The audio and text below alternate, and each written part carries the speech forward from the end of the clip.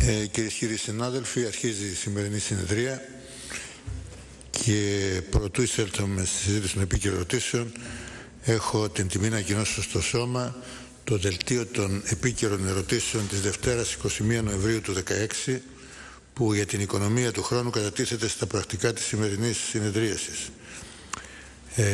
Εισερχόμαστε τώρα στη συζήτηση των επίκαιρων ερωτήσεων με πρώτη την υπαριθμό 189 επίκαιρη ερώτηση του βουλευτή Ευβοίας του Λαϊκού Συνδέσμου Χρυσής Αυγής κ. Μίχου προς τον Υπουργό Εξωτερικών σχετικά με την προσπάθεια υφαρπαγής της ακίνητης περιουσίας Ελλήνων στη Χιμάρα που εξισούται με ξεριζωμό.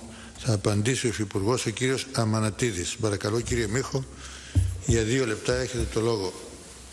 Ευχαριστώ κύριε Πρόεδρε. Κύριε Υπουργέ, τα τύρανα τα οποία ανήκουν εμφανώς στη σφαίρα επιρροής της Τουρκίας αρχίζουν βαθμιδών να υιοθετούν την πρακτική της Τουρκίας ενάντια στα εθνικά κυριαρχικά δικαιώματα της χώρας μας και ειδικότερα να αμφισβητούν ανεπιφυλάκτως την παρουσία της ελληνικής μειονότητας. Συγκεκριμένα την 28η Οκτωβρίου, που είναι και σημαντική ημέρα, ο Δήμαρχος Χιμάρας προέβη ουσιαστικώς σε προσπάθεια εκτοπισμού 19 ελληνικών οικογενειών δια επιστολής ιδιοποιητηρίου, η οποία και έδινε προθεσμία 5 ημερών για εκένωση από τις οικίες τους με το αιτιολογικό ότι επίκειται κατεδάφιση τους λόγω σχεδίου αναπτύξεως του κέντρου της Χιμάρας. Η επίδοση αυτή έγινε χωρίς να γίνεται αναφορά στο σχετικό νομικό πλαίσιο, ενώ σύμφωνα με τους άμεσα εμπλεκομένους η ενέργεια αυτή εντάσσεται στο γενικότερο σχεδιασμό εκδιώξεως των Ελλήνων από τις πατρογονικές τους εστίες, εξυπηρετώντας και επιχειρηματικά συμφέροντα. Και σας ρωτώ, τι έκβαση είχε τελικώς η απαράδεκτη αυτή απόπειρα ξεριζωμού Ελλήνων από την περιοχή της Χιμάρας και σε ποιες ενέργειες προτίθεστε να προβείτε προκειμένου να προασπιστεί σε θεσμικό επίπεδο η μόνιμη διαμονή των ελληνικών οικογενειών στις πατρογονικές τους εστίες και να αποτραπεί διαπαντός η εκτόπισή τους. Ευχαριστώ. Παρακαλώ κύριε Υπουργέ, έχετε το λόγο. Κύριε Βουλευτά, θα μπω αμέσως στο θέμα σε σχέση με την ερώτησή σας. Αρχικά με 2 ανακοινώσεις μας, το Υπουργείο Εξωτερικών εξέφρασε την ανησυχία του για τις εξελίξεις στην περιοχή και κάλεσε τις αλβανικές αρχές να προβούν άμεσα στην ακύρωση των προγραμματιζόμενων κατεδαφίσεων και να προχωρήσουν σε ουσιαστική διαβούλευση με τους κατοίκους για την ανάπλαση της Χιμάρας.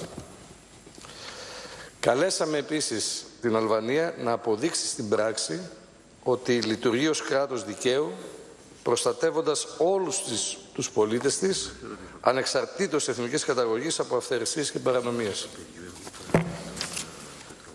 Στη συνέχεια και λόγω της συνεχιζόμενης αρνητικής τάσης των τυράννων, εμπροκειμένου προβήκαμε σε αυστηρό διάβημα στον εδώ πρέσβη της Αλβανίας. Επιπροσθέτως προχωρήσαμε σε ενημέρωση των αρμόδιων διεθνών οργανισμών, των εκπροσώπων της διεθνούς κοινότητας και βεβαίως των εταίρων μας στην Ευρωπαϊκή Ένωση. Θα ήθελα να σας ενημερώσω και βεβαίως πιστεύω ότι το ξέρετε ότι προς το παρόν δεν έχει σημειωθεί περαιτέρω αρνητική εξέλιξη στο προαναφερόμενο θέμα των κατεδαφίσεων στη Χιμάρα. Είναι αυτονόητο ότι παρακολουθούμε στενά και εκ του σύνεγγυς το όλο ζήτημα και βέβαια μέσω των διπλωματικών αρχών μας στη γειτονική χώρα, οι οποίες παραμένουν πάντοτε στον πλευρό των ομογενών μας. Στη δευτερολογία θα σας πω και κάποια άλλα πράγματα. Κύριε Μίχο, έχετε και πάλι το λόγο για 3 λεπτά. Ευχαριστώ. Πριν από λίγες ημέρες μάθαμε ότι η Τουρκία, ο Ερντογάν, και τον ευχαρίστησε ο Πρωθυπουργός Αλβανίας, έκανε δώρο τις στολές των αστυνομικών σε όλη την Αλβανία. Από την άλλη, ακόμα τα κόκαλα των εκεί θαμμένων ανθρώπων δεν μας έχουν αφήσει να τα πάρουμε. Μιλάμε για σχέδιο ανάπτυξης, από ό,τι λένε οι Αλβανοί, στο κέντρο των τυράννων. Έγινε κάποια αποζημίωση στις 19 οικογένειες να πάνε να αγοράσουν κάπου αλλού, πάλι στα πατρογονικά τους εδάφη. Και πληροφορήστε και τον Πρωθυπουργό της Αλβανίας ότι την πατρίδα μας πρέπει να τη σέβεται για 2 λόγους. Πρώτα απ' όλα, υπάρχει ένα βιβλίο, να πάει να το βρει να το διαβάσει, που λέει «Η Λυρία αρχαία ελληνική γη». Δεύτερον, όταν άνοιξαν τα σύνορα, εδώ ήρθαν όλοι οι Αλβανοί, που άνοιξε η Χόντζα στις φυλακές, τους ντύσαμε, τους ταΐσαμε ασχέτως με τα έσχη που κάναν οι περισσότεροι από αυτούς, και φιλότιμο δεν έχουν, παρά συνεχίζουν να ζητάνε. Και ποια είναι η Αλβανία που αμφισβητεί την ελληνική μειονότητα και την εθνική μας κυριαρχία? Είναι ένα μικρό κρατήδιο, ένα φτιαχτό κρατήδιο από διάφορα έθνη. Είναι οι Τόσκηδες, είναι οι Γκέκηδες, είναι οι Βλάχοι, είναι οι Κουτσόβλαχοι, είναι επάνω οι Κωσοβάροι, είναι χίλιοι δυο. Και σηκώνουν κεφάλι αυτοί σε εμάς. Όποιος σηκώνει κεφάλι, εμείς δεν τους χρωστάμε. Αν χρωστάει κάποιος σε κάποιον, είναι αυτοί σε εμάς. Θέλει και τράβημα τα αυτά και λιγάκι και λίγο πιο υψηλά οι τόνοι μας, για να καθίσουν λίγο καλύτερα, να μάθουν να μιλάνε καλύτερα και να σέβονται πολύ περισσότερο την πατρίδα μας. Ευχαριστώ. Και πάλι έχετε το λόγο, κύριε Μάντρη.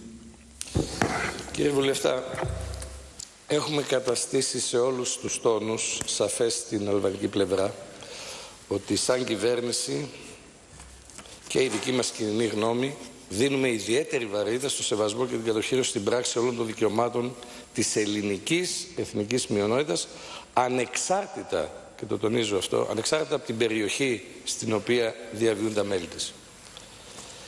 Για μας τα ζητήματα της ελληνικής μειονότητας αποτελούν ένα ουσιώδες και αναπόσπαστο συστατικό των ελληνοαλβανικών σχέσεων και τίθενται μόνιμα σε σταθερή βάση στις επαφές μας με την αλβανική πλευρά. Ως προς το περιουσιακό ειδικότερα, θέλω να επισημάνω ότι προαπαιτούμενο για τη συνολική και δίκαιη αντιμετώπιση του συνιστά η ένταξη αυτού του θέματος στις προωθούμενες θεσμικές αλλαγές στη δικαιοσύνη και στο κράτος δικαίου που επιχειρούνται στη γείτονα.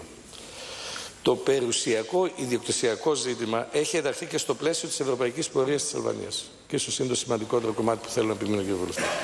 Οι μεταρρυθμίσεις στον τομέα της δικαιοσύνης και η προστασία των ανθρωπίνων και μειωνοτικών δικαιωμάτων, περιλαμβανομένων και των περιουσιακών, αποτελούν άλλωστε τις 2 από τις 5 κέρυες προτεραιότητες που έχουν τεθεί στα τύρανα ως προϋποθέσεις για την εξέταση της έναρξης ενταξιακών διαπραγματεύσεων με την Ευρωπαϊκή Ένωση.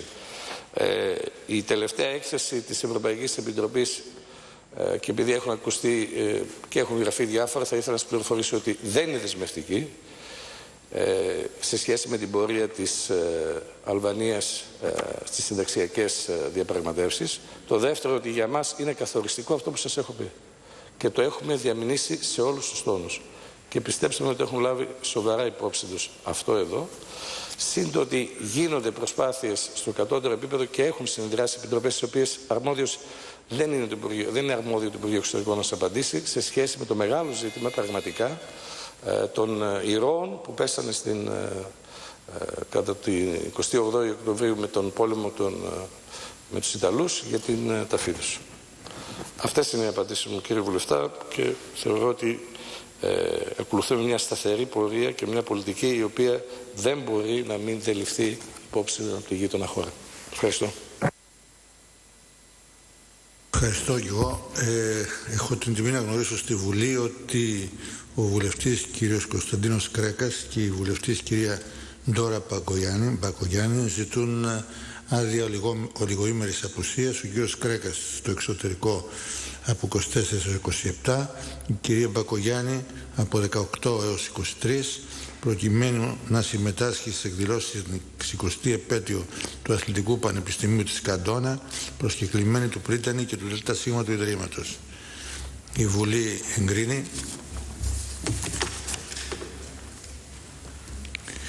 Και προχωρούμε στην επόμενη επίκαιρη ερώτηση, υπαριθμών 143 του βουλευτή Ετωλοκαρνανίας της Νέας Δημοκρατίας κ. Σολμά προς τον Υπουργό Εσωτερικών.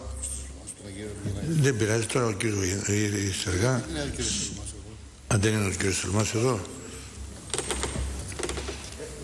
Δυστυχώς βλέπετε